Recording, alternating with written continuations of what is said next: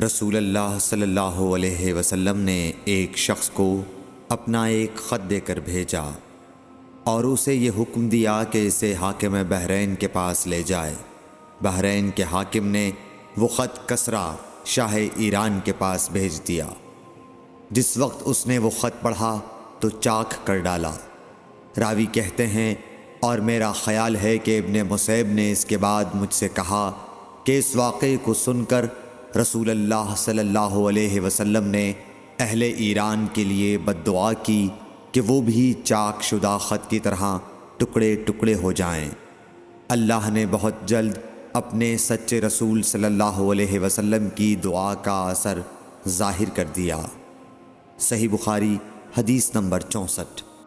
رسول اللہ صلی اللہ علیہ وسلم نے کسی بادشاہ کے نام دعوت اسلام دینے کے لیے ایک خط لکھا یا لکھنے کا ارادہ کیا تو آپ صلی اللہ علیہ وسلم سے کہا گیا کہ وہ بغیر مہر کے خط نہیں پڑھتے، یعنی بے مہر کے خط کو مستند نہیں سمجھتے۔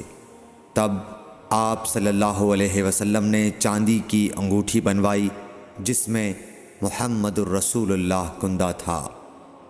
صحیح بخاری حدیث نمبر 65۔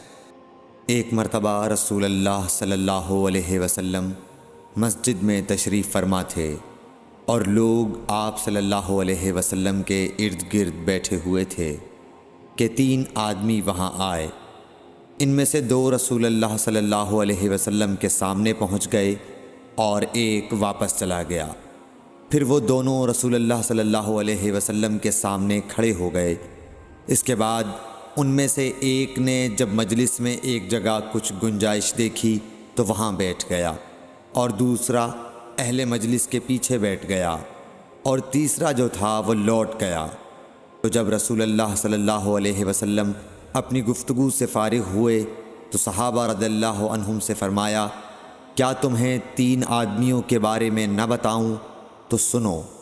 ان میں سے ایک نے اللہ سے پناہ چاہی، اللہ نے اسے پناہ دی، اور دوسرے کو شرم آئی تو اللہ بھی اس سے شرمایا کہ اسے بھی بخش دیا، اور تیسرے شخص نے منہ موڑا، اللہ نے بھی اس سے منہ موڑ لیا۔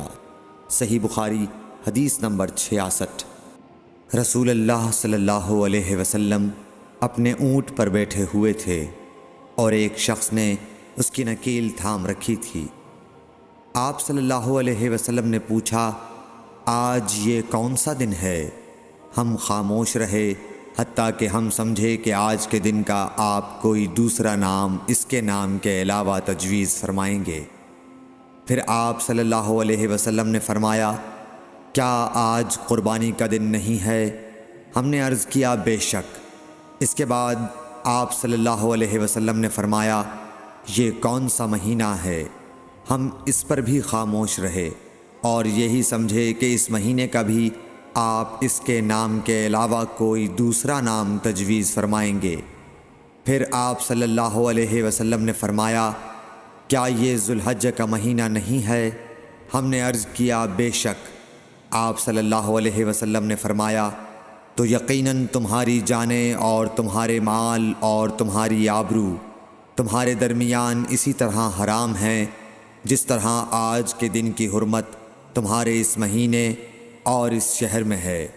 پس جو شخص حاضر ہے اسے چاہیے کہ غائب کو یہ بات پہنچا دے، کیونکہ ایسا ممکن ہے کہ جو شخص یہاں موجود ہے وہ ایسے شخص کو یہ خبر پہنچائے جو اس سے زیادہ یاد رکھنے والا ہو۔ صحیح بخاری حدیث نمبر 67۔